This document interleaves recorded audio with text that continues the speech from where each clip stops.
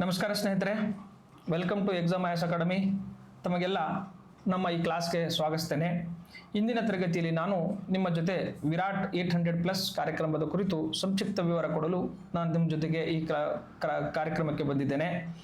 ಇದರ ಉದ್ದೇಶ ಯಾಕಂದರೆ 384 ನೋಡಿ ಅಧಿಸೂಚನೆ ಆಯಿತು, ಕನ್ನಡ ಮಾಧ್ಯಮದ ವಿದ್ಯಾರ್ಥಿಗಳಿಗೆ ತೊಂದರೆ ಆಯಿತು, ಆನಂತರ ಮರುಪರೀಕ್ಷೆ ಆಯಿತು. ಈಗ ರಿಸರ್ವೇಷನ್ ವಿಚಾರದಲ್ಲಿ ಏನಾಗಿದೆ ಅಂತಂದರೆ ಟೆಕ್ನಿಕಲ್ ಇಶ್ಯೂ ಅಲ್ಲಿ ಸಿಲ್ಕೊಂಡು ಬಿಟ್ಟಿದೆ. ಈಗ ಪ್ರಸ್ತುತ ಸನ್ನಿವೇಶ ಹೇಗಿದೆ ಅಂದರೆ ಅದು ಫಲಿತಾಂಶ ಪ್ರಕಟವಾಗುತ್ತೋ ಅಥವಾ ಮರಿ ಅಧಿಸೂಚನೆ ಆಗುತ್ತೋ ಅಥವಾ ಇದು ಲೇಟ್ ಆಗಿ ಇದಕ್ಕೆ ಟೆಕ್ನಿಕಲ್ ಇಶ್ಯೂ ಆಗುತ್ತೋ ಯಾವುದೇ ಈಗ ಸ್ಪಷ್ಟ ಉತ್ತರವಿಲ್ಲ. ಒಂದನೇದು. ಆ್ಯಂಡ್ ಈ ಒಳ ಮೀಸಲಾತಿ ಆದ ನಂತರ 100% ಏನಾಗೋದು ಹೊಸ ಅಧಿಸೂಚನೆ ಆಗಲೇಬೇಕು, ಯಾಕಂದ್ರೆ ಅನಿವಾರ್ಯ ಅದು. ಹೌದಾ? ಇದು ಎರಡು ಅಂಶಗಳು. ಈ ಎಲ್ಲ ಅನ್ಸರ್ಟನಿಟಿಗಳಿಗೆ ಆಸ್ ಎ ವಿದ್ಯಾರ್ಥಿಗಳಾಗಿ ನಮ್ಮ ಕರ್ತವ್ಯಗಳೇನು? ನಮ್ಮ ಕೈಯಲ್ಲಿರುವುದು ಅಸ್ತ್ರ ಏನಂತಂದ್ರೆ ತಯಾರಿಯನ್ನು ಮಾಡಿಸುವುದು. ಹೌದಾ? ತಯಾರಿಯನ್ನು ಮಾಡುವುದು. ಸೊ ನಮ್ಮ ವಿದ್ಯಾರ್ಥಿಗಳಿಗೆ ತಯಾರಿಯನ್ನು ಮಾಡಿಸುವ ಉದ್ದೇಶದಿಂದ ನಾವು ಇನ್ನು ವಿರಾಟ್ 800+ ಕಾರ್ಯಕ್ರಮವನ್ನು ತಂದುಕೊಂಡಿದ್ವಿ. ಇದರ ಉದ್ದೇಶ ನೋಡಿ, 1 ತಿಂಗಳಲ್ಲಿ GS1 ಅನ್ನು ಕಂಪ್ಲೀಟ್ ಮುಗಿಸ್ಕೊಡುವ ನಾವು ಪ್ರಯತ್ನವನ್ನು ಮಾಡ್ತಾ ಇದ್ದೀವಿ. ಇದರಲ್ಲಿ ಮೆಂಟರ್ಶಿಪ್ ಇರ್ತದೆ, ಇವ್ಯಾಲ್ಯೂಯೇಷನ್ ಇರ್ತದೆ, ಜೊತೆಗೆ ಡೈಲಿ 4 ಕ್ವಶನ್ಸ್ ಕೊಡ್ತೀವಿ. ಅದಕ್ಕೆ ಇವ್ಯಾಲ್ಯೂಯೇಷನ್ ಅವೈಲೇಬಲ್ ಆಗುತ್ತೆ, ಅದಕ್ಕೆ ಮೆಂಟರ್ಶಿಪ್ ಅವೈಲೇಬಲ್ ಆಗುತ್ತೆ. ನೆಕ್ಸ್ಟ್ ಏನಾಗುತ್ತೆ ಅಂದ್ರೆ ನಿಮಗೆ ಒಂದು ಟ್ರ್ಯಾಕ್ ಶೀಟ್ ಅಂತ ಕೊಡ್ತೀವಿ ನಾವು. ಆ ಟ್ರ್ಯಾಕ್ ಶೀಟ್ ನ ಮೂಲಕ ನಿಮ್ಮ ಪ್ರೋಗ್ರೆಸ್ ಅನ್ನು ನಾವು ಅಳಿತೀವಿ.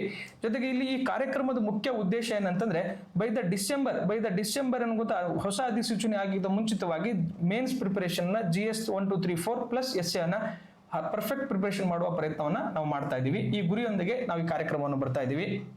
ನೀವೇನ್ ಮಾಡ್ಬೇಕಂದ್ರೆ ಲೆಟ್ಸ್ ಸ್ಟೆಪ್ ಬೈ ಸ್ಟೆಪ್ ಅನ್ನ ನಾವು ಏನ್ ಮಾಡ್ಕೋತ ತಗೊಳ್ಳೋಣ ಅಂತ ನಾವು ಈ ಪ್ರೋಗ್ರಾಮ್ ಮಾಡ್ತಾ ಇದೀವಿ. ಫಸ್ಟ್ GS ಸ್ವಲ್ಪ ಬಲ್ಕಿ ಇದೆ, ಇದಕ್ಕೆ ಎಕ್ಸ್ಟ್ರಾ ಟೈಮ್ ಬೇಕಾಗುತ್ತೆ. ಯಾಕಂದ್ರೆ ಹಿಸ್ಟ್ರಿ ಇಸ್ ವಾಸ್ಟ್ ಸಬ್ಜೆಕ್ಟ್ ಇದೆ. ಹಿಸ್ಟ್ರಿಯನ್ನು ಓದಿದ್ರೆ ನಮ್ಮ ಹಿಸ್ಟ್ರಿ ಕ್ರಿಯೇಟ್ ಆಗುವಷ್ಟು ಅಷ್ಟು ದೊಡ್ಡ ಹಿಸ್ಟ್ರಿ ನಮಗೆ ಕೊಟ್ಟಿದ್ದಾರೆ. ಯಾಕಂದ್ರೆ ನೀವು ಏನ್ಷಿಯಂಟ್ ಓದ್ಬೇಕು, ಮಿಡಲ್ ಓದ್ಬೇಕು, ಕರ್ನಾಟಕ ಹಿಸ್ಟ್ರಿ ಓದ್ಬೇಕು, ಜೊತೆಗೆ ಮಾಡರ್ನ್ ಹಿಸ್ಟ್ರಿ ಓದ್ಬೇಕು.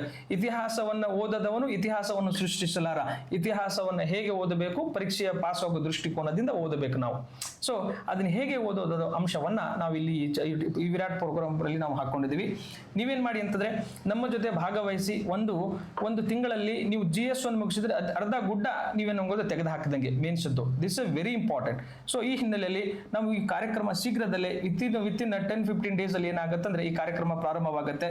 ನೀವು ಯಾರು ಈ ಕಾರ್ಯಕ್ರಮದ ಭಾಗವಹಿಸಿ ಅನ್ಕೊಂಡಿದ್ರಿ ಅವ್ರು ತಾವೇನ್ ಮಾಡ್ಬೇಕಂದ್ರೆ ಬೇಗ ರಿಜಿಸ್ಟರ್ ಮಾಡ್ಕೋಬೇಕು. ರಿಜಿಸ್ಟರ್ ಮಾಡ್ಕೊಂಡು ನೀವು ಮೊದಲೇ ಇದು ನಮ್ಮ ಗ್ರೂಪ್ ಸೇರ್ಕೊಂಡ್ರೆ ಶೆಡ್ಯೂಲ್ಸ್ಗಳು, ಟ್ರ್ಯಾಕ್ ರೆಕಾರ್ಡ್ಸ್ಗಳು ಮತ್ತೇನು ಗೊತ್ತಾ ನೀವು ಏನು ಪ್ರಿಪರೇಷನ್ಸ್ ಮಾಡಬೇಕು ಅನ್ನೋದು ನಿಮಗೆ ನಾವು ವೈಯಕ್ತಿಕವಾಗಿ ನಾವು ಗೈಡ್ ಮಾಡುವ ಪ್ರಯತ್ನವನ್ನು ಮಾಡ್ತೀವಿ. ಸೊ ನಮ್ಮ ಕಾರ್ಯಕ್ರಮದ ಬಗ್ಗೆ ಸಂಕ್ಷಿಪ್ತ ಮಾಹಿತಿ ನಿಮಗೆ ಲಭ್ಯವಾಗಿದೆ ಅಂತ ನಾನು ಭಾವಿಸ್ಕೊಳ್ತೇನೆ. ಈ ಮಾಹಿತಿಯನ್ನು ಪಡೆದುಕೊಂಡು ನೀವು ಯುದ್ಧ ಕಾಲದಲ್ಲಿ ಶಸ್ತ್ರಾಭ್ಯಾಸ ಮಾಡೋದಕ್ಕಿಂತ ಈಗ ನೀವು ಶಸ್ತ್ರಾಭ್ಯಾಸ ಮಾಡಬೇಕು ಎಂಬ ದೃಷ್ಟಿಕೋನದಲ್ಲಿ ನೀವು ತಯಾರಿ ಮಾಡ್ತೀರಾ. ಮತ್ತೆ ನಿಮ್ಮ KS ನ ಮುಂದಿನ ಅಧಿಸೂಚನೆ ಪಯಣವನ್ನ ಯಶಸ್ವಿಯಾಗಿ, ಸದೃಢವಾಗಿ ಮತ್ತು ನಿಮ್ಮ ಕರ್ಮವನ್ನ ಸರಿಯಾಗಿ ಮಾಡ್ತೀರಿ ಅಂತ ಭಾವಿಸ್ಕೊಳ್ತಾ ನಾನು ಈ ಕ್ಲಾಸ್ ಅನ್ನ ಇಲ್ಲಿಗೆ ವೈಂಡ್ ಅಪ್ ಮಾಡ್ತೇನೆ. Thank you very much. ನೀವೇನ್ ಮಾಡಿ ಅಂತಂದ್ರೆ ನಿಮ್ಮ KS ಜರ್ನಿಗೆ ಒಳ್ಳೇದಾಗ್ಲಿ, ನಿಮ್ಮ ಪ್ರಿಪರೇಷನ್ ತಯಾರಿ ಮಾಡಿ. Thank you.